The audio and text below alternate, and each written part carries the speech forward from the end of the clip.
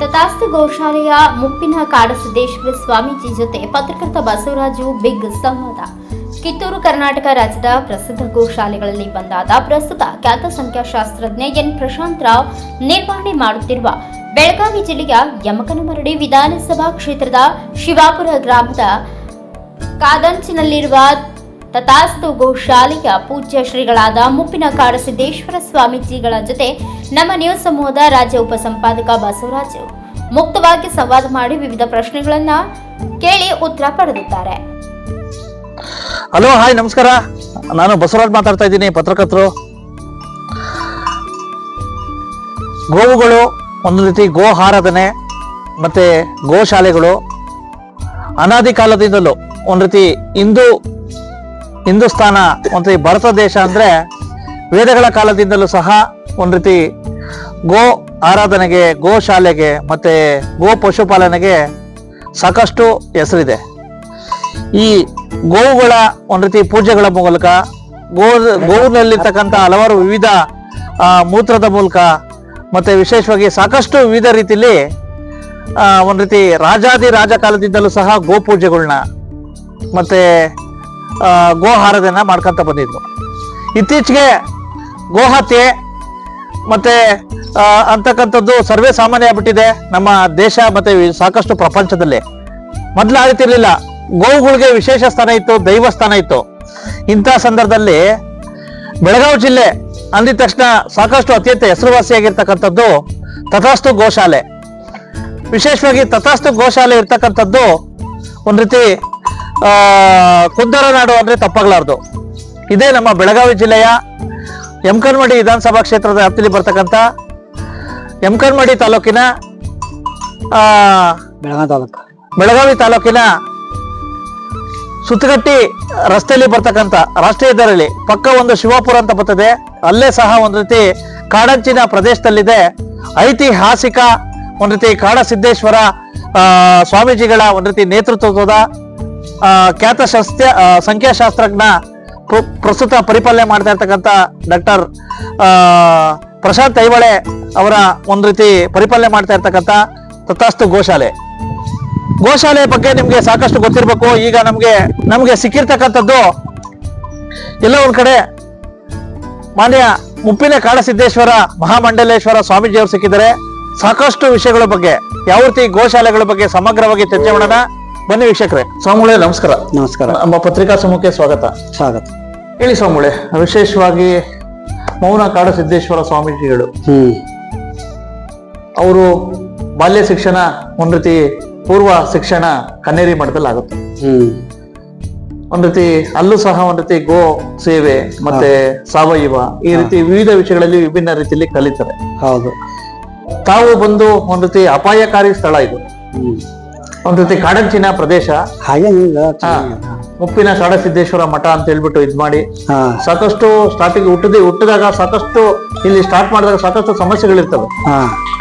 ಇಂತಹ ಸಮಸ್ಯೆಯಲ್ಲಿ ತಾವು ಮೊದಲಿಂದನೂ ಸಹ ಇಲ್ಲಿ ಗೋ ಪರಿಪಾಲನೆ ಮೂಲಕ ನಿಮ್ಮ ಗುರುಗಳ ಒಂದ್ ರೀತಿ ಮಾರ್ಗದರ್ಶನದಲ್ಲಿ ದಿವ್ಯ ಸಾನ್ನಿಧ್ಯದಲ್ಲಿ ಅವರ ಒಂದು ಮೂರ್ತಿ ಇಟ್ಟು ಎಲ್ಲ ಒಂದ್ ಕಡೆ ಮಾಡ್ಕೊಂತ ಬಂದಿದ್ದೀರಾ. ಏನನ್ಸುತ್ತೆ ವಿಶೇಷವಾಗಿ? ಏನೆಲ್ಲ ಚೆನ್ನಾಗಿದೆ, ಶಾಂತ ಇದೆ ಮತ್ತು ಸಮಾಧಾನ ಇದೆ ಅಂತ ತಿಳ್ಕೊಂಡು ಮಾಡ್ಕೊತ ಹೊಂಟಿದ್ದೀವಿ. ಅಲ್ಲ, ಯಾಕಪ್ಪ ಅಂದ್ರೆ ವಿಭಿನ್ನ ಮಠಗಳು ಇದಾವೆ ನೋಡಿದೀನಿ, ಮತ್ತೆ ಸಾಕಷ್ಟು ಬರೀ ದೇವಸ್ಥಾನ ಆರಾಧನೆ ಇರ್ತವೆ. ಆದ್ರೆ ನೀವು ಗೋ ಪರಿಪಾಲನೆ ಯಾಕೆ ಆಯ್ಕೆ ಮಾಡ್ಕೊಂತೀವಿ? ನಮ್ ಗುರುಗಳು ಹೇಳ್ತಿದ್ರು, ಅಲ್ಲಿ ನಾವು ಕನ್ನಡ ಮಠದ ಇದ್ದಾಗ ಗೋಗಳದ್ದು ರಕ್ಷಣಾದ್ದು ಹೇಳ್ತಿದ್ರು. ಅದಕ್ಕೆ ನಾವು ಅದನ್ನ ಹೇಳ್ಕೊಂಡು ಗೋಗಳನ್ನು ರಕ್ಷಣೆ ಮಾಡ್ಬೇಕು, ಗೋಗಳನ್ನು ಅವಕ್ಕ ಮಾಡೋದ್ರಿಂದ ಪುಣ್ಯ ಪ್ರಾಪ್ತ ಆಗ್ತದ ಅಂತ ತಿಳ್ಕೊಂಡು ಶಾಸ್ತ್ರದಲ್ಲಿ ಹೇಳ್ತಾರ. ಅದಕ್ಕೆ ನಾವು ಅದನ್ನ ಮಾಡ್ತಿದ್ವಿ, ಆಯ್ಕೆ ಮಾಡ್ಕೊಂಡ್ವಿ. ಈ ಕಡೆ ಭಾಗದಲ್ಲಿ ವಿಶೇಷವಾಗಿ ಅಂತ ಒಂದ್ ರೀತಿ ಗೋಶಾಲೆಗಳು ಯಾವುದೂ ಇಲ್ಲ, ವಿಶೇಷವಾಗಿ ಆ ಕಡೆ ಇದೆ. ಇಂತಹ ಸಂದರ್ಭದಲ್ಲಿ ಒಂದ್ ರೀತಿ ಗೋ ಆರಾಧನೆ ಮೂಲಕ ಯಾವ ರೀತಿ ಒಂದ್ ರೀತಿ ಮೊದ್ಲೇ ಒಂದ್ ಕಡೆ ಗೋ ಹತ್ಯೆಗಳು ಜಾಸ್ತಿ ಆಗ್ತವೆ ದೇಶಾದ್ಯಂತ. ಗೋಗಳನ್ನ ಕಡಿತಕ್ಕಂಥದ್ದು, ಗೋಗಳನ್ನ ಅವಹೇಳನ ಮಾಡ್ತಕ್ಕಂಥದ್ದು, ಅದನ್ನ ಬಂದ್ ಮಾಡ್ಬೇಕಂತ ತಿಳ್ಕೊಂಡ ನಮ್ಮ ಈಗ ನಾವು ರಾಜ್ಯಾಧ್ಯಕ್ಷರು ಗೋರಕ್ಷಣಾ ರಾಜ್ಯಾಧ್ಯಕ್ಷ ಅದಕ್ಕೆ ಆಗಿದ್ದೇವೆ. ಅದು ನಮಗ್ ಪೂರ್ವದಿಂದ ನಾವು ಖಂಡಿಸ್ತಾ ಇದ್ದೇವೆ. ಅದಕ್ಕೆ ನಾವು ವಿರೋಧ ಮಾಡ್ಕೊತ ಬಂದಿದ್ದೀವಿ. ಅಲ್ಲ, ಯಾವ ರೀತಿ ರೆಸ್ಪಾನ್ಸ್ ಇದೆ ಇಲ್ಲಿರ್ತಕ್ಕಂತ ಒಂದ್ ರೀತಿ ಸ್ಥಳೀಯವಾಗಿರ್ಬೋದು ಮತ್ತೆ ಬೇರೆ ಬೇರೆ ಇದು ಎಲ್ಲ ಒಳ್ಳೆಯದೇ, ಹಂಗೇನೆಲ್ಲ ಚಲೋ ಐತಿ. ಈಗ ಮಠದಲ್ಲಿ ವಿಶೇಷವಾಗಿ ಸಾಕಷ್ಟು ಜನ ಒಂದ್ ರೀತಿನ ಇಂಪ್ರೂವ್ಮೆಂಟ್ ಆಗ್ಬೇಕಾಗಿದೆ ಒಂದ್ ರೀತಿ. ಇಂತಹ ಸಂದರ್ಭದಲ್ಲಿ ಡಾಕ್ಟರ್ ಪ್ರಶಾಂತ್ ಐಹೊಳೆ ಅವರು ನಿಮ್ಗೆ ಕೈ ಜೋಡಿಸಿದ್ರು, ಅವ್ರ ಬಗ್ಗೆ ಏನ್ ಹೇಳ್ತೀರಾ? ನಾವು ಒಳ್ಳೆ ಕೆಲಸ ಮಾಡ್ತೇವೆ ಅಂದ್ರೆ ನಾವೊಂದೇ ಈ ಕೆಲಸದವರು ಮಂದಿ ಸಿಗಲಾಗಬೇಕಾಗಿ ನಾವು ಇಲ್ಲಿ ಮಠಕ್ಕೆ ಬಂದಾಗ ಅವ್ರ ಮುಂದೆ ವಿಷಯ ತೆಗೆದೇವೆ. ಅದಕ್ಕಾಗಿ ಗೋ ರಕ್ಷಣೆ ಮಾಡೋದ್ರ ಸಂಬಂಧ ಬಹಳ ಕಷ್ಟಕರವಾಗಿದೆ ಅಂತ ಹೇಳಿದೇವೆ. ಅವರಂದ್ರು ನಾವು ಸಹಕಾರ ಮಾಡ್ತೀವಿ, ನಾವು ನಡೆಸ್ತೀವಿ ಅಂತ ತಿಳ್ಕೊಂಡು ಹೇಳಿದ್ರು. 1 ವರ್ಷ ಹಿಂದೆ ಬಂದಿದ್ರು ಅವರು, ಹೇಳಿದ್ರು. ಆ ರೀತಿಯಿಂದ ಅವರು ಒಂದು ಕೆಲಸದಾಗ ಒಂದು ತಂದಿಟ್ರು, ಅದು ಮಾಡ್ಕೊತ ಹೊಂಟಿದ್ದಾರೆ. ವಿಶೇಷವಾಗಿ ಏನೇನ್ ಸಮಸ್ಯೆಗಳಿದಾವೆ? ವಿಶೇಷವಾಗಿ ಗೋಶಾಲೆ ನಡೆಸೋದು ತುಂಬಾ ಕಷ್ಟ, ಬಹಳ ಕಷ್ಟ. ಏನೇನ್ ಸಮಸ್ಯೆಗಳಿದಾವೆ? ದನಗಳಿಗೆ ನೀವು ಅವಕ್ಕ ಆಹಾರ ತಿನ್ನಕ್ ಆಹಾರ ಕೊಡ್ಬೇಕಾಗ್ತದ. ಅದೇನು ಹಿಂದಿನ ಸರ್ಕಾರ ಕೊಡ್ತೈತಿ, ಇವ್ರು ಬಂದ್ಬೇಕು ಒಟ್ಟೆ ಯಾರು ಕೊಡಂಗಿಲ್ಲ, ಅದನ್ನ ಬಂದ ಮಾಡಿದಾರ. ಆದ್ರೆ ನಾವು ಕಷ್ಟಪಟ್ಟು ಅಲ್ಲಿ ಇಲ್ಲಿ ಹೋಗಿ ಭಕ್ತರ ಕಡೆ ಹೋಗಿ ಬೇಡಿ ತಗೊಂಬಂದು ಅವಕ್ ಹಾಕ್ತೇವೆ. ಓಕೆ. ಒಂದೊಂದ್ ಟೈಮಗೆ ಮೇವಿರಲ್ಲ, ಆ ಟೈಮಲ್ಲಿ ಆದ್ರೂ ನಾವು ಪ್ರಯತ್ನ ಮಾಡಿ ಎಲ್ಲಾ ಕಡೆ ಸುತ್ತಿ ಇವಾಗ 20 ಹಳ್ಳಿ ಎಲ್ಲ ತಿರ್ಗಾಡ್ತಾ ಇದೀವಿ. ಹೌದಾ? 20 ಹಳ್ಳಿಗೆಲ್ಲ ತಿರುಗಾಡಿ ಅವ್ರೆಲ್ಲ ಪರಿಚಯ ಇರ್ತದ. ಹೊರಿ ಮೇವು ಕೊಡ್ರಿ ಅಂತ ಇಸ್ಕೊಂಡು ಬೇಡಿ ತಂದು ಹಾಕೋದು ನಮ್ ಕರ್ತವ್ಯ ಮಾಡ್ತೇವೆ. ಗೋಶಾಲೆ ಒಂದ್ ರೀತಿ ಸಮರ್ಪಕವಾಗಿ ನಡೆಯೋದಕ್ಕೆ, ವಿಶೇಷವಾಗಿ ಒಂದು ಗೋವುಗಳು ತಂಗೋದಕ್ಕೆ ಒಂದು ಸರ್ಕಾರ ಸಹಾಯ ಮಾಡ್ಬೇಕಾಗಿತ್ತು. ಈ ಸರ್ಕಾರ ಮಾಡ್ತಾ ಇಲ್ಲ. ಅದಕ್ಕಾಗಿ ಹಿಂದಿನ ಸರ್ಕಾರ ಮಾಡ್ತಾ ಇತ್ತು, ಅದೇನ್ ತ್ರಾಸ ಅನ್ಸೋದಿಲ್ಲ. ಈಗ ಬಂದು 3 ವರ್ಷ ಆಯ್ತು, ಏನೋ ಬಹಳ ತೊಂದರೆಗಳು ನಡೆದವು. ಹುಟ್ಟಿನಿಂದ ವಿಶೇಷವಾಗಿ ನಿಮ್ಮ ಪೂರ್ವ ಇದಾದ್ರೆ ತಾವು ಬಿಜಾಪುರದಲ್ಲಿ ಒಂದು ಕುಟುಂಬ, ರೈತಾಪಿ ಕುಟುಂಬದಲ್ಲಿ ಜನಿಸ್ತೀರಾ. ಹೌದು. ಯಾಕೆ ಸನ್ಯಾಸತ್ವ ಆಯ್ಕೆ ಮಾಡ್ಕೊಂಡ್ರಿ? ಅದನ್ನು ಸಹಜವಾಗಿ ನಮ್ ಗುರುಗಳು ಅಲ್ಲಿ ಭೇಟಿಯಾದಾಗ ನೀವು ಇಲ್ಲೇ ಎದ್ದು ಬಿಟ್ರಿ ಅಂತ ತಕೊಂಡು ಹೇಳಿದ್ರು. ಅದಕ್ಕೆ ನಾವು ಅಲ್ಲೇ ಉಳ್ಕೊಂಡ್ಬಿಟ್ಟೇವೆ. ಇತ್ತೀಚೆಗೆ ವಿಶೇಷವಾಗಿ ಒಂದು ಕಾರಲ್ಲಿ ಬರ್ತಾ ಇದ್ದಾಗ ವಿಶೇಷವಾಗಿ ಒಂದ್ ರೀತಿ ಪುನರ್ಜೀವನ ಆಗುತ್ತೆ, ಸಾಕಷ್ಟು ಅಪಘಾತಗಳಾಗುತ್ತವೆ. ಕೆಲವರೆಲ್ಲ ತುಂಬಾ ಖುಷಿ ಪಟ್ರು ಅಂತ ಕೇಳಲ್ಪಟ್ಟೆ. ಇಂಥ ಸಂದರ್ಭದಲ್ಲಿ ದೇವರೇ ಬದುಕಿಸಿದ್ದಾರೆ. ನಮ್ ಗುರುಗಳ ಜೀವನ, ನಮ್ ಗುರುಗಳ ಸಾಮರ್ಥ್ಯ ಅಷ್ಟೈತಿ, ಗುರು ಕೃಪಾ ಐತಿ ನಮ್ಮ ಮೇಲೆ. ನಾವ್ ಏನು ಹಿಂದೆ ಭಕ್ತಿ ಮಾರ್ಕೊಂಡಾಗ ಹಾನಿ ಹಸಿರು ಏನಾಗ್ತಾ ಇಲ್ಲ, ಹಂಗ ಕಾರ್ ಹಸಿರು ಏನ್ ಹಸಿರು ಏನ್ ಆಗಂಗಿಲ್ಲ, ಗುರು ಕೃಪಾ. ಓಕೆ. ಗುರು ಆಶೀರ್ವಾದ ಹಂಗ. ಓಕೆ. ಮತ್ತು ಗೋವುಗಳದ ಆಶೀರ್ವಾದ ಅಂತ ಹೇಳ್ಕೋಬೇಕು. ಓಕೆ. ಓಕೆ. ಈಗ ಗೋವುಗಳು ಎಷ್ಟು ಗೋವುಗಳಿದಾವೆ ನಿಮ್ಮ ಮುಂದೆ? ನಮ್ಮಲ್ಲಿ 60-70 70. ಏನ್ ತನಗೆ ಅವರೇ ಬಂದ್ ಬಿಟ್ಟು ಹೋಗ್ತಾರೋ ಯಾರಾದ್ರೂ ಹೆಂಗೆ ಅಂತ? ಕೆಲವೊಂದು ಬಿಟ್ಟು ಹೋಗ್ತಾರೆ. ತಮ್ಮ ಸಾಕಕ್ಕೆ ಅನ್ಕೊಳ್ಳಿ ಬರ್ತಾರೆ, ಮಠಕ್ಕೆ ಬಿಟ್ಟು ಹೋಗ್ತಾರೆ. ಮಠಕ್ಕೆ ಕೊಡುವಂತ ಪದ್ಧತಿ ಕೊಟ್ಟು ಬಿಡ್ತಾರೆ. ಓಕೆ. ಅವೆಲ್ಲ ಕೂಡಿ ಈಗ ಸುಮಾರು 60-70 ಸದ್ದಿದ್ದಾವು. ಹೊರಗಡೆ ನಾವು ಭಕ್ತರಿಗೆ ಬೇಡಿಕೆ ಕೊಟ್ಟಿದ್ದು ಅವಾಗ 10-20 ಅದಾವ. ಓಕೆ. ಅವು ಇಲ್ಲಿ ಅಂದ್ಕೊಳ್ಳೇನೆ ಈಗ ಇಲ್ಲಿ ಇದ್ದದ್ದು 60-70. ಓಕೆ. ಹೊರಗಡೆ ಇದಾವ. ಮತ್ತ ಅವ್ರು ತಂದು ಹಳ್ಳಿದ್ದೇ ಬಿಡ್ತಾರ. ಅವ್ರು ತಮ್ಮ ಹೊಲಗಳ ಕೆಲ್ಸಕ್ಕಾಗಿ ಮತ್ತು ಹಾಲಿಗಾಗಿ ಹುಡುಗರಿಗೆ ಒಯ್ದಿರ್ತಾರ, ಹಳ್ಳಿಗೆ ತಂದು ಬಿಡ್ತಾರ. ಕನಿಷ್ಠ ಒಂದು 20-25 ಹೊರಗದ. ನಿಮ್ದೇ ಆದ, ಯಾಕಪ್ಪ ಅಂತಂದ್ರೆ ಒಬ್ಬ ಸ್ವಾಮೀಜಿ ಆಗಿದ್ದೀರಾ, ಒಂದು ಮಠದ್ದು ವಿಶೇಷವಾಗಿ ಗೋಶಾಲೆಯ ಒಂದ್ ರೀತಿ ಮಾರ್ಗದರ್ಶನ ಕೊಡ್ತಾ ಇದ್ದೀರಾ. ಒಬ್ರು ವಿಶೇಷವಾಗಿ ಒಂದು ಸ್ವಾಮೀಜಿ ಆಗಿ ವಿಶೇಷವಾಗಿ ನಿಮ್ದೇ ಆದ ಕನ್ಸುಗಳು ಇರ್ತವೆ. ನಮ್ದು ಈ ರೀತಿ ಆಗ್ಬೇಕು, ಒಂದ್ ರೀತಿ ಗೋಶಾಲೆ ಈ ರೀತಿ ಇಂಪ್ರೂವ್ಮೆಂಟ್ ಆಗ್ಬೇಕು. ನಿಮ್ದೇ ಆದ ಕನ್ಸುಗಳು ಯಾವ ರೀತಿ ಇರ್ಬೇಕು ಅಂತ ಯೋಚನೆ ಮಾಡ್ತೀರಾ?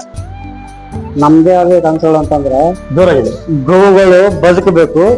ಗೋವುಗಳಿಂದ ನಾವು ಏನ್ ಫಾಯ್ದೆ ಲಾಭ ತಗೊಳಕತ್ತಿಲ್ಲ. ಆರೈಕೆ ಮಾಡ್ತೇವೆ, ಆರೈಕೆ ಮಾಡಿ ಜನರಿಗೆ ಹಂಚ್ತೇವೆ. ಅದು ಎಷ್ಟೋ ರೋಗಗಳಿಗೆ ನಾವು ಆಯುರ್ವೇದಿಕ್ ಔಷಧ ಕೊಡ್ತೇವಲ್ಲ, ಅದರ ಮುಖಾಂತರ 47 ರೋಗ ಕಡಿಮೆ ಆಗ್ತದೆ ನಮ್ಮ ಗೋ ಆರೋಗ್ಯದಿಂದ. ಅದನ್ನು ತಯಾರು ಮಾಡಿ ಜನರಿಗೆ ಕೊಡ್ತಾ ಇದ್ದೇವೆ. ಓಕೆ. ಮತ್ತ ಕೆಲವೊಂದು ಔಷಧ ವನಸ್ಪತಿಗಳು ಇರ್ತಾವ, ಆ ವನಸ್ಪತಿಗಳನ್ನು ಕೊಡ್ತಾ ಇದ್ದೇವೆ ನಾವು ಜನರಿಗೆ ಸಹಾಯಕ್ಕಾಗಿ. ಅದು ನಮ್ಮದೇ ಆದಂತ ನಾವು ಅಷ್ಟು ದೊಡ್ಡ ಪ್ರಮಾಣದಾಗ ಬೆಳಿಬೇಕಂತ ನಮ್ದೇನು ಸಮಸ್ಯೆ ಇಲ್ಲ. ಜನ ಒಳ್ಳೆಯದಲ್ಲಿ ಸುಖಿ ಇಲ್ಲಿ, ಸುಖಿ ಸರ್ವಭವನು ಸುಖಿನೋ ಭವಂತ, ಸರ್ವಜನ ಸುಖಿನೋ ಭವಂತ ಅಂತ ತಿಳ್ಕೊಂಡು ನಾವು ಜನರ ಸಲುವಾಗಿ ಮಾಡ್ತಾ ಇದ್ದೇವೆ. ನಮ್ಮಿಂದಾಗಿ ನಮಗೇನು ಮಾಡಕ್ತಾ ಇಲ್ಲ ನಾವು. ಅಲ್ಲ ಸ್ವಾಮಿಗಳೇ, ಈಗ ಸಾಕಷ್ಟು ಒಂದ್ ರೀತಿ ಆಧುನಿಕ ತಂತ್ರಜ್ಞಾನ, ಗೋಶಾಲೆಗೆ ಒಂದ್ ಶೆಡ್ ನಿರ್ಮಾಣ ಇರ್ಬೋದು, ಮತ್ತೆ ಸಮರ್ಪಕ ಮಾಡಬೇಕಂತ ವಿಚಾರ ಐತಿ. ಅದನ್ನ ಮಾಡ್ತಾ ಈ ಪ್ರಶಾಂತರಾವ್ ಐಹೊಳೆ ಅವರು ಅದನ್ನ ಮಾಡೋಣ್ರಿ ಅಂತಂದ್ರೆ ಆಚೆ ಮಾಡಿ ಒಳ್ಳೇದಾಗಲಿ ಅಂತ ತಿಳ್ಕೊಂಡು ಮಾಡ್ಲಾಕ್ ನಿರ್ಮಾಣ ಮಾಡ್ತಾ ಇದ್ದೇವೆ. ಹಂತವಾಗಿ ಅದನ್ನ ನಿರ್ಮಾಣ ಮಾಡ್ಬೇಕಂತ ವಿಚಾರ ಅದು. ಖ್ಯಾತ ಸಂಖ್ಯಾಶಾಸ್ತ್ರಜ್ಞ ವಿಶೇಷವಾಗಿ ಅವರು ಪ್ರಶಾಂತರಾವ್ ಐಹೊಳೆ ಅವರು, ಅವ್ರ ಬಗ್ಗೆ ನಿಮ್ಮ ಮಾತೇನು? ಒಳ್ಳೆ ಕೆಲಸ ಮಾಡ್ತಾವ. ಗೋಗಳ ಮೇಲೆ ಭಕ್ತಿ ಅದ, ಮತ್ತ ಸಮಾಜ ಸೇವಕರು ಅದಾರ, ಒಳ್ಳೇದ ಅಭಿಪ್ರಾಯ ಮತ್ತೇನಿಲ್ಲ. ಸ್ಥಳೀಯವಾಗಿ ಸಾಕಷ್ಟು ಒಂದ್ ರೀತಿ ಸರ್ಕಾರಗಳು ಒಂದ್ ರೀತಿ ಸಹಕಾರ ಮಾಡ್ತಾ ಇಲ್ಲ ಅಂತ ಹೇಳಿದ್ರಿ. ಇಲ್ಲ ಮಾಡ್ತಾ ಇಲ್ಲ. ಈ ಗೋಶಾಲೆ ಸಂಬಂಧ ಎಲ್ಲಿ ಕನ್ನಡದಾಗ ಮಾಡ್ತಾ ಇಲ್ಲ. ಈ ಸರ್ಕಾರ ಬಂದ ಬಳಿಕ ಏನು ಮಾಡ್ತಾ ಇಲ್ಲ. ಹಿಂದಿನ ಸರ್ಕಾರ ಮಾಡ್ತಾ ಇದ್ರು. ಈಗ ನಾವೇನು ಅಧ್ಯಕ್ಷ ಆದ್ರೆ ಗೋರಕ್ಷಣೆ ರಾಜ್ಯಾಧ್ಯಕ್ಷ ಆಗಿದ್ದೀವಿ. ಏನೊಂದು ನಾವು ಪ್ರತಿಭಟನೆ ಮಾಡಿದೆವು, ಹೋರಾಟ ಮಾಡಿದೆವು, ಅದೇನು ಫಲ ಆಗಲಿಲ್ಲ. ಸರ್ಕಾರ ಹಂಗಿದ್ದ ದಾನ ವೃತ್ತಿ ಸರ್ಕಾರ ಏನು ಆಗಂಗಿಲ್ಲ. ಅದು ಮನುಷ್ಯತ್ವ ಆ ಸರ್ಕಾರಕ್ಕೆ ಇಲ್ಲ ಅಂದ್ಕೊಳ್ಳಿ ಏನ್ ಮಾಡಕ್ ಬರಂಗಿಲ್ಲ. ಈಗ ಭಗವಂತ ನಮ್ಮ ಮ್ಯಾಗ ಇದಾನ, ಕೃಪಾ ಅದ, ಅದಕ್ಕಾಗಿ ನಡ್ಕೊತ ಹೊಂಟದ. ಇತ್ತೀಚೆಗೆ ಒಂದು 5 ವರ್ಷ, ಒಂದು ದಶಕಗಳಲ್ಲಿ ಈ ಗೋ ಹತ್ಯೆಗಳನ್ನ ಅಕ್ರಮವಾಗಿ ಸಾಕಣೆ ಮಾಡ್ತಕ್ಕಂಥದ್ದು, ಮತ್ತೆ ಯಾರು ಗೋ ಹತ್ಯೆ ಪರ ಧ್ವನಿ ಎತ್ತರೋ ಅವ್ರನ್ನ ಒಂದ್ ರೀತಿ ಆ ಧ್ವನಿನ ಅಡಗಿಸ್ತಕ್ಕಂಥದ್ದು, ಅವ್ರನ್ನ ಹತ್ಯೆ ಮಾಡ್ತಕ್ಕಂಥದ್ದು ಹೆಚ್ಚಾಗಿದೆ. ಅದನ್ನ ಹೇಳಿದ್ದು ದಾನವೃತ್ತಿ ಸರ್ಕಾರ ಅಂತ ಅದಕ್ಕೆ ಹೇಳುದು. ಯಾಕೆ ಅವರು ಮಾನವರಲ್ಲ, ದಾನವೃತ್ತಿ ಅಂತ ಎರಡಗ ಇದು ನಮ್ಮಲ್ಲಿ. ಒಂದು ದಾನವ, ಒಂದು ದೇವ ಮತ್ತು ದಾನವ ಅಂತ 2 ವೃತ್ತಿಗಳದಾವು. ಆ ವೃತ್ತಿಯೊಳಗೆ ಮನುಷ್ಯರಲ್ಲ, ಅವ್ರ ದಾನವ ವೃತ್ತಿಗಳನ್ನು ಒಪ್ಪಿಸ್ತಾರ ಅಂದ್ಕೊಳ್ಳಿ ಅವರು ಅದನ್ನ ಅಡಗಿಸ್ಬೇಕಂತ ತಿಳ್ಕೊಂಡು ಅವ್ರ ಪ್ರತಿಭಟನಾ ಅವ್ರದ್ದು ಉದ್ದೇಶ.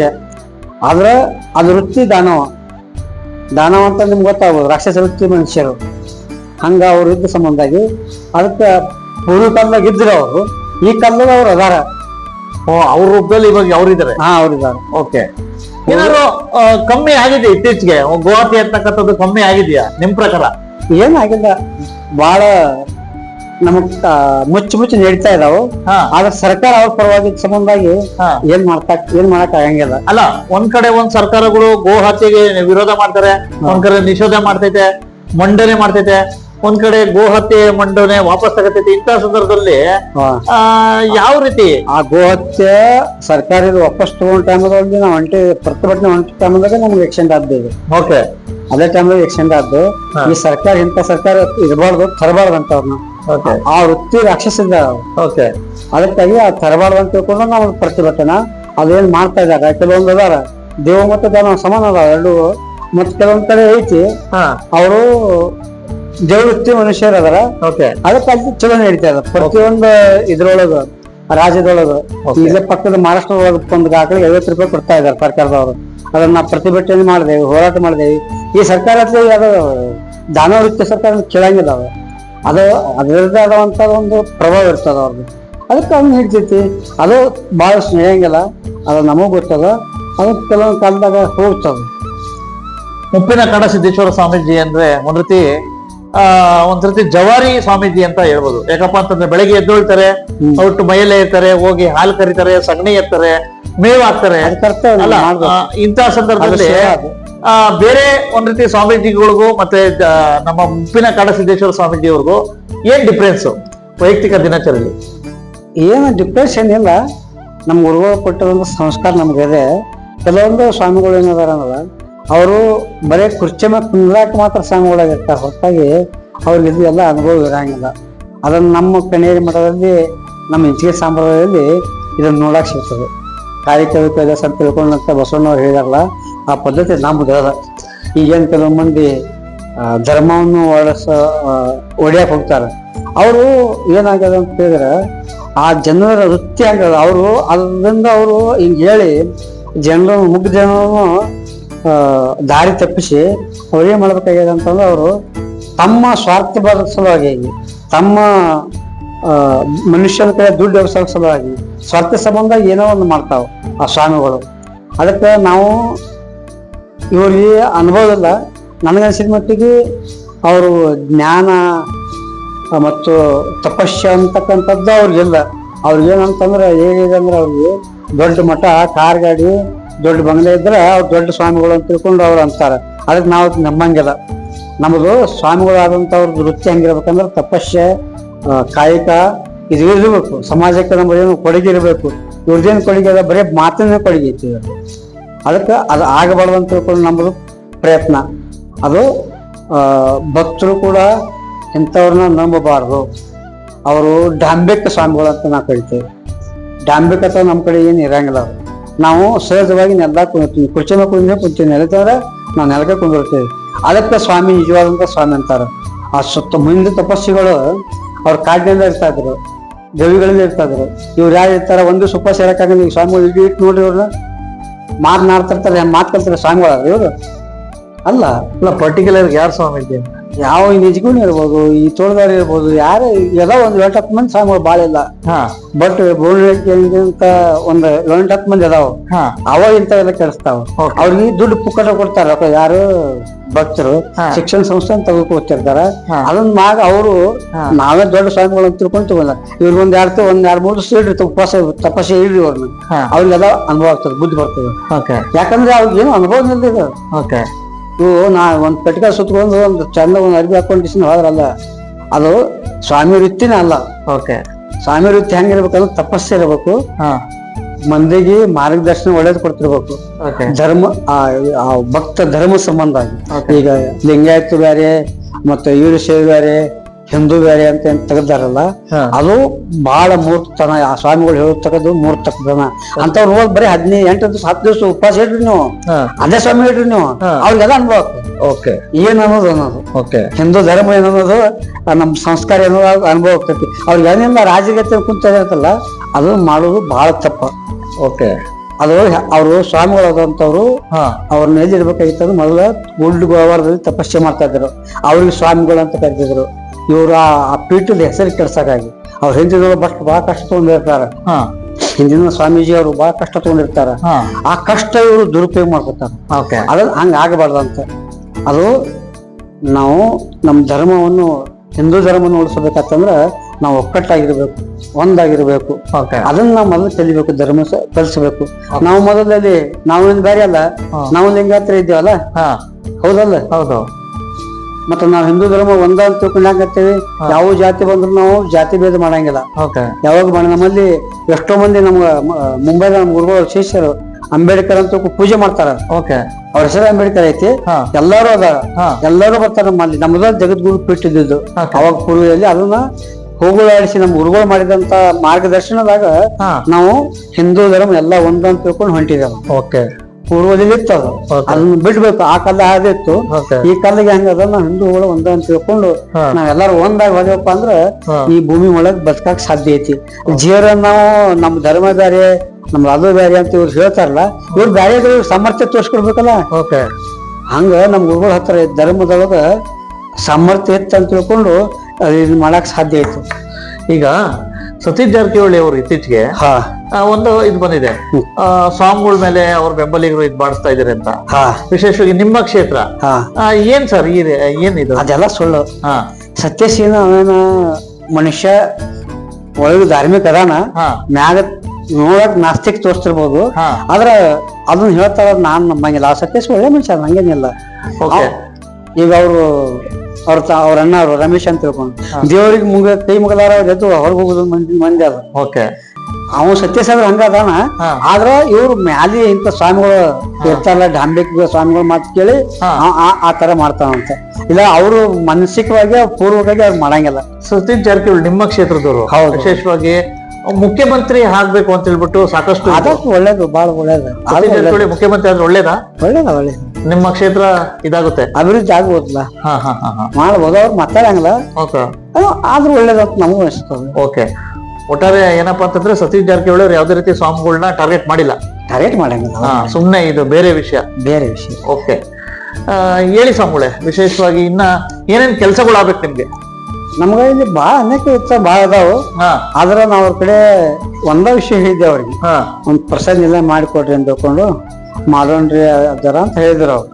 ಆದ್ರ ಅವ್ರು ಬೆಂಬಲಿಗೆ ಇರ್ತಾರ, ಕೆಲವು ಮಂದಿ ಇರ್ತಾರಲ್ಲ, ಅವ್ರು ಇದನ್ನ ದೋಷ ಮಾಡ್ತಾರ. ಅವ್ರು ವ್ಯವಸ್ಥಿಕಾಗಿ ಮಾಡಂಗಿಲ್ಲ. ವ್ಯವಸ್ಥೆಗೆ ಸತೀಶ್ ಜಾರಕಿಹೊಳಿ ಅಂದೇ ಮಾಡಂಗಿಲ್ಲ, ನಮ್ಗೇನು ಅನ್ಸಂಗಿಲ್ಲ. ಆದ್ರ ಅವ್ರು ಒಳ್ಳೆಯವ್ರು ಅದಾರ. ಅವ್ರಿಗೆ ಏನಾರ ರಾಜಕೀಯ ಮಾಡೋಕ್ಕಾಗಿ ತಮ್ಮ ವೈಯಕ್ತಿಕ ಲಾಭಕ್ಕಾಗಿ ಅವ್ರ ಹಿಂಬಲಿರ್ತಕ್ಕಂಥ ಬೆಂಬಲದವರು ಅದನ್ನ ಮಾಡ್ತಾರೆ. ಸತೀಶ್ ಜಾರಕಿಹೊಳಿ ಮಾಡಂಗಿಲ್ಲ. ಓಕೆ ಸ್ವಾಮಿಗಳೇ, ರಾಜ್ಯಾದ್ಯಂತ ಒಂದ್ ರೀತಿ ಇನ್ನ ಗೋಶಾಲೆಗಳು ಹೆಚ್ಚಾಗ್ಬೇಕಾ? ಆಗ್ಬೇಕು. ಓಕೆ, ಅದು ಆಗೋದ್ರಿಂದ ಕೃಷಿಯವರಿಗೆ ಮತ್ತು ರೈತರಿಗೆ ಅದು ಬಹಳ ಒಳ್ಳೇದ ಮಾರ್ಗದರ್ಶನ ಅದು. ಅಂದ್ರ ಈಗ ಏನೈತಿ, ಸಾವಯವ ಮಾಡೋದ್ರಿಂದ ಎಲ್ಲಾ ಭೂಮಿ ಫಲವತ್ತಾಗಿರ್ತದ. ಈಗ ನಾವು ರಾಸಾಯನಿಕ ಉಪಯೋಗಿಸೋದ್ರಿಂದ ಭೂಮಿ ಎಲ್ಲ ಸತ್ತು ಹೋಗ್ತದೆ, ಮಣ್ಣೆಲ್ಲ ಸತ್ತು ಹೋಗ್ತದೆ. ಅದರಿಂದ ನಮ್ಗೆ ರೋಗ ರುಜಿ ಇವುಗಳು ಹೆಚ್ಚಾಗಿದಾವ. ಅದ್ರ ಸಂಬಂಧಾಗಿ ಸಾವಯವ ಆರ್ಗ್ಯಾನಿಕ್ ಏನ್ ಮಾಡ್ತಾರಲ್ಲ ಅದು ದನಗಳು ಇದ್ರೆ ಮಾತ್ರ ಗೋಮೃತ ನಾವು ಗೋ ಆಹಾರಕ್ಕೆ ತಗೋತೀವಿ. ಎಷ್ಟೋ ಸಾವಿರಾರು ಮಂದಿ ಬದುಕಾರ ನಮ್ಮಲ್ಲಿ ಮನೆ ಕರೋನಾದಾಗ ಅದನ್ನ ಚಾಲೆಂಜ್ ಹಾಕ್ಬೇಕಾಗಿತ್ತು ಅವ್ರು. ಈಗ ಬರೀ 3 ದಿನದೊಳಗ ಪಾಸಿಟಿವ್ ನೆಗೆಟಿವ್ ಬರ್ತಿತ್ತು, ಬರೀ 3 ವರ್ಷದೊಳಗ. ಅಷ್ಟು ಪವರ್ಫುಲ್ ಅದು ಗೋವಾರಕ್ಕೆ ಇತ್ತು. ಗೋವಾರಕ್ಕೆ ಐತಿ. ಈ ಕ್ಯಾನ್ಸರ್ ಔಷಧ ಕೊಡ್ತೇವೆ ನಾವು, ಈ ಲಕ್ವಾದ ಔಷಧ ಕೊಡ್ತೇವೆ, ಆ ಗೋವಾರಕದಿಂದ ಕೊಡ್ತೇವೆ ನಾವು. ಅಷ್ಟು ಪವರ್ಫುಲ್ ಅದ. ಅದಕ್ಕೆ ಗೋಗಳು ಹೆಚ್ಚಾಗಬೇಕು. ಗೋಗಳು ಹೆಚ್ಚಾದ್ರೆ ರಾಜ್ಯ ಸಂಪತ್ತಿ ಹೆಚ್ಚಾಕ. ಅದಕ್ಕೆ ರೋಗ ರುಜಿಗಳನ್ನು ತಡೆಯುವಂತ ಶಕ್ತಿ ಅದರಲ್ಲಿ ಅದ. ಒಂದು ಗೋಮಾತೆಗೆ ಗೋಮಾತೆಗೆ ಅದ. ಅದಕ್ಕಾಗಿ ಮುಂದೆ ಹಿಂದೆ ಋಷಿಮುನಿಗಳು ಕೂಡ ಗೋಮಾತೆಗಳನ್ನ ಯಾಕೆ ಸಾಕ್ತಿದ್ರು? ಗೋ ಹಾಲುಗಳನ್ನು ಬದುಕ್ತಿದ್ರು, ಹಾಲು ಕುಡಿದು ಬದುಕ್ತಿದ್ರು. ಅದರಿಂದ ನಾವು ಬದುಕಿದೀವಿ. ಅದು ಯಾಕಂದ್ರೆ ಇದು ಆರ್ಗ್ಯಾನಿಕ್ ಏನ ಅಲೋಪತಿಕ್ ಏನದ ಈ ಜಗತ್ತಿನೊಳಗೆ ಬದುಕಕ್ ಸಾಧ್ಯ ಇಲ್ಲ. ಅದರಿಂದ ನಾವು ಅದ್ರ ಮೇಲೆ ಹೆಚ್ಚು ವಿಶ್ವಾಸ.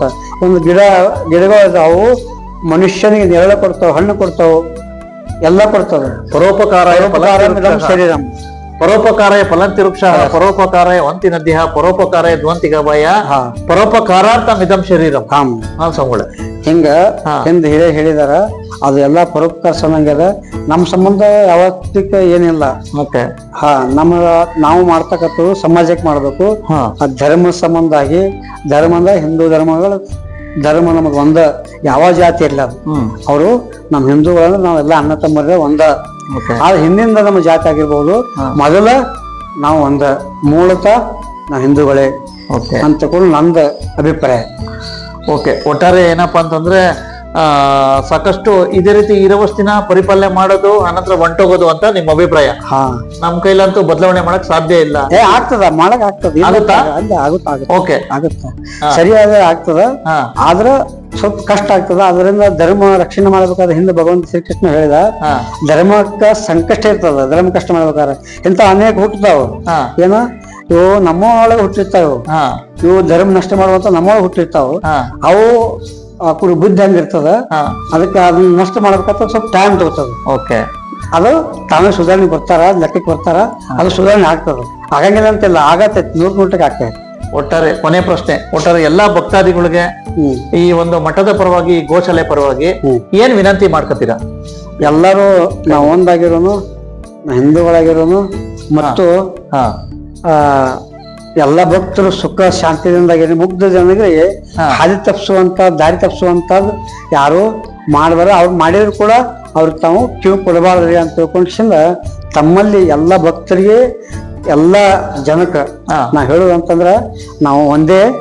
ಮತ್ತ ಬಸವಣ್ಣವ್ರ ಕಾಲದಿಂದ ಬಂದಿದ್ದು, ಬಸವಣ್ಣವ್ರು ಹೇಳಿದ ಕಾಯಕ ಕೆಲಸ ಅಂತ ಕಾಯಕ ಮಾಡು, ನಾವೆಲ್ಲ ಪರೋಪಕಾರ ಮಾಡೋನು, ಮತ್ತೊಬ್ಬರನ್ನ ಮುಂದೆ ಪೀಳಿಗೆಗಳನ್ನು ಬೆಳೆಸೋಣ ಅಂತ ತಿಳ್ಕೊಂಡು ಆ ಭಗವಂತನ ಹತ್ರ ಕಾಶಿ ಹತ್ರ ನಾ ಪ್ರಾರ್ಥನೆ ಮಾಡ್ತೇನೆ. ಅಲ್ಲ, ಮಠದ ಪರವಾಗಿ ಏನ್ ರಿಕ್ವೆಸ್ಟ್ ಮಾಡ್ಕೊತೀರಿ? ಅದಕ್ಕೆ ತಾವೆಲ್ಲರೂ ಒಳ್ಳೇದಾಗಲಿ ಅಂತ ತಿಳ್ಕೊಂಡಿಂದ ಭಗವಂತನ ಮಠಕ್ಕೆ ಫಲ ಏನಾರು ಮೇವು ಗೀವು ಕೊಡಿ ಅಂತ ಕೊಡ್ತಾರ. ಅವ್ರಿಗೆ ಗೊತ್ತಿರ್ತದ. ಅವ್ರು ಜನ ಮುಗ್ಧ ಜನ ಇರ್ತಾರೆ, ನಮ್ಮಲ್ಲಿ ಕೊಡ್ತಾರ. ಅವ್ರು ಏನಿಲ್ಲ ಅಂತ ತಾವು ಹೇಳ್ತಾರೆ, ಸ್ವಾಮೀಜಿ ಇಲ್ಲ ನಮ್ಮಲ್ಲಿ ಬಂದು ಒಯ್ಯಿರಿ ಅಂತ ತಿಳ್ಕೊಂಡು ಅಷ್ಟು ಜನ ಆಯ್ತು. ನಮ್ಮಲ್ಲಿ ಮುಗ್ಧ ಜನ ಇದೆ, ಹಂಗಿಲ್ಲ ಅಂತಿಲ್ಲ. ಅವ್ರು ತಮ್ಮ ಹೃದಯವಂತಿಕೆ ಇದೆ, ಹೃದಯವಂತಿಕೆ ಇದೆ, ಬುದ್ಧಿವಂತಿಕೆ ಇದೆ. ಇವು ಹಿಂದೂ ದೇವತೆ ಅಂಶದಿಂದ ಹುಟ್ಟಿದವ್ರು ಇವರೆಲ್ಲ.